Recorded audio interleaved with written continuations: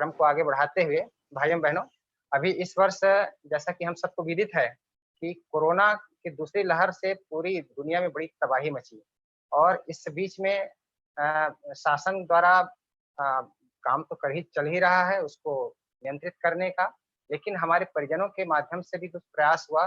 चलित यज्ञ, धूम्र यज्ञ के माध्यम से विषाणुओं को, वायरस को खत्म करने की दिशा में काम हुआ है। बहुत सारे हमारे भाई-बहनों ने ये काम किया है, तो हमारे मन में भी विचार आया था अ, और इस जैसा कि परम पूज्य गुरुदेव ने कहा है कि पर्यावरण को बेहतर से बेहतर बनाने का यदि सबसे सशक्त कोई माध्यम है, तो यज्ञ है।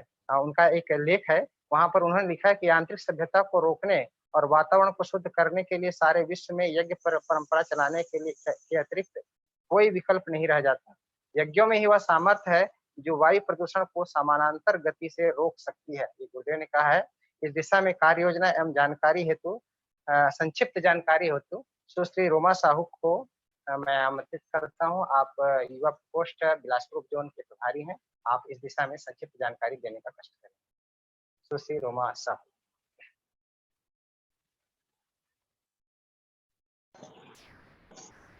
जी, बहुत-बहुत धन्यवाद। हमारे शांति कुंज केंद्र से हमारे वरिष्ठ श्री केपी दुबे जी भाई साहब, आदरणीय श्री सुखदेव जी भाई साहब, निर्मलकर भाई साहब को मेरा प्रणाम और साथ ही साथ हमारे छत्तीसगढ़ प्रांत और अन्य प्रांत से भी जुड़े हुए हमारे सारे वरिष्ठ और सारी परिजनों को मेरा प्रणाम। आप सबको पर्यावरण दिवस की बहुत-बहुत बधाइयाँ। जैसा कि भाई और बहनों आप सभी जान रहे हैं कि अभी हम सब कोई एक संकट काल समय से गुजर रहे हैं।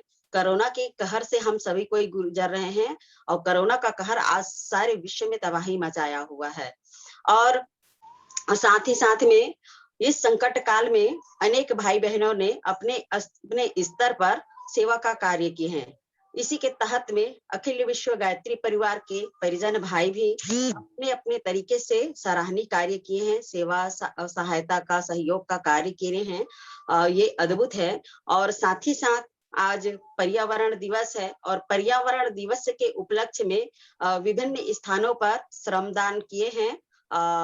श्रमदान, स्वच्छता अभियान, वृक्षारोपण का कार्य किए हैं। ये भी बहुत ही सराहनीय है क्योंकि हमारे पर्यावरण को शुद्ध करने के लिए ये भी बहुत शानदार मार्ग है। आज पर्यावरण दिवस के दिन बहुत सारे हमारे भाइयों ने आज सुबह या श्रमदान, स्वच्छता अभियान और वृक्षारोपण का कार्य किए हैं और साथ ही साथ आप सभी कोई जानते हैं कि हम सभी कोई पर्यावरण संकट से गुजर रहे हैं और हमारे आदरणीय भाई साहब शांति कुंज प्रतिनिधि आप सबको बता ही चुके हैं, हर चीज के बारे में एक-एक बातें बता चुके हैं, तो हमको उस दिशा में कार्य भी करना है और साथ ही साथ में जैसा कि पर्यावरण शुद्धता के लिए वृक्षारोपण बेहद जरूरी है, उसी प्रकार से यज्ञ भी बहुत जरूरी है। आप सभी को यज्ञ के महत्व के बारे में जानते हैं, ज्यादा बताने की आवश्यकता नहीं है। यज्ञ से क्या-क्या लाभ होता है? सबसे बड़ी बात यह है कि जब हम यज्ञ में जो भी कुछ डालते हैं, वो कभी नष्ट नहीं होता, वो वायुभूत होता है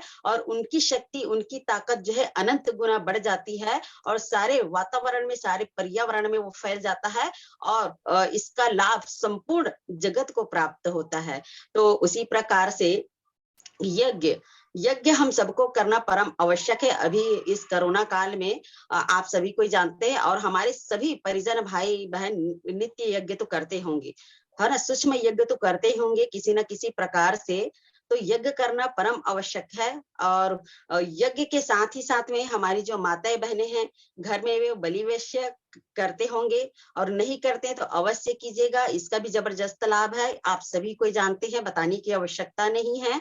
हमारी जितने भी माताएं बहनें हैं वो अपने घर में बलिवेश्य यज्ञ अवश्य करें और साथ ही साथ हमारे सभी परिजन भाई बहन कोई आलस्य प्रमाद ना करते हुए वो भी अपने घर में नित्य प्रति यज्ञ करे और बड़ा यज्ञ नहीं कर सकते, अगर किसी कारणवश समय का अभाव है तो वो सूक्ष्म यज्ञ अवश्य करें क्योंकि आप सभी को जानते हैं जो जिस हवन सामग्री से हम आहुतियां देते हैं वो विभिन्न प्रकार की जड़ी बूटियों से बना होता है।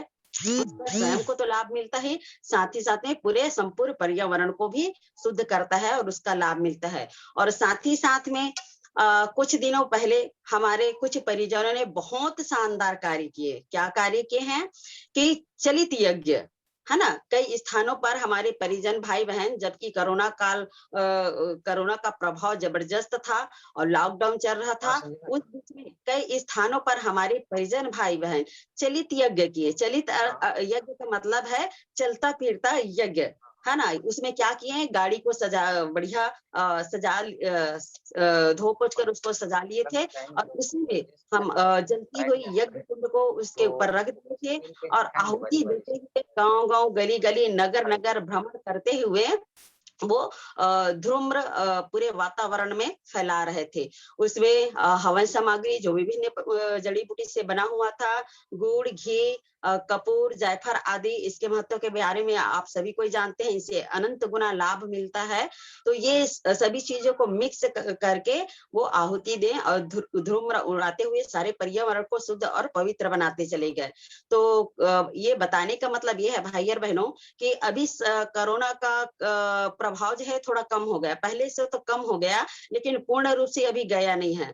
तो हम ये है कि हमने सुना है कि कोरोना काल का तीसरा लहर भी आने वाला है। जो ये प्रथम और द्वितीय जो लहर आया था, वो तीसरा लहर जो है इससे भी कई गुना घातक है। तो इसके लिए हमें सजग रहने की आवश्यकता है। अभी भी आप लोग चलित यज्ञ कर सकते हैं अपने अपने स्थान पर, जहां संभव हो सके, अपने गली में, अपने मोहल्ले में, अपने गांव में, अपने नगर में, है ना।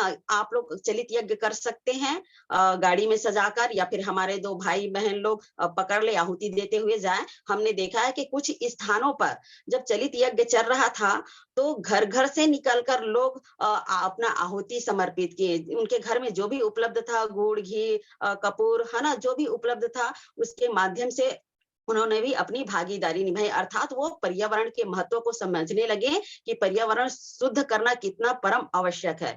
तो इस तरीके से जहां संभव हो सके हम अभी भी चलित यज्ञ को कर सकते हैं। और साथ ही साथ जैसे कि कहा जाता है कि तीसरा लहर भी आने वाला है, कई स्थानों पर आ गया है। तो हम लोग अभी से सावधान हो। हम पर्यावरण को शुद्ध करने के लिए चलित यज्ञ के माध्यम से यह कार्य हम लोग बड़े शानदार तरीके से कर सकते हैं। तो क्योंकि समय का अभाव है, इसलिए मैं ज्यादा कुछ ना कहते हुए अपने वाणी को यहीं विराम करती हूँ।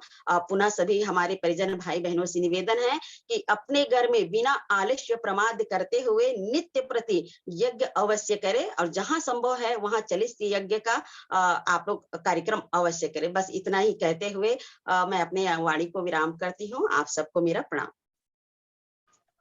बहुत-बहुत धन्यवाद। आपने यज्ञ की महत्ता को बताई। निश्चित रूप से इस बात को तो हम सभी परिजन जानते हैं, लेकिन आपने पुनः जागरूक किया है।